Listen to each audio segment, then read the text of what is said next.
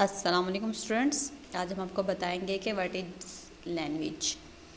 Language is the unique possessions of man. It is God's special gift to mankind. Without language, human civilizations as we now know it would have remained an impossibility. Language is ubiquitous. It is present everywhere in our thoughts and dreams, prayers and meditations, relation and communication. Without language, man would have remained only a dumb animal. It is our ability to communicate through words that make us different from animals. Because of its omnipresence, language is often taken for granted. But many a time it has become the serious concern not only of linguistics but also of philosophers, logicians, psychologists, scientists and literary critics to name only a few.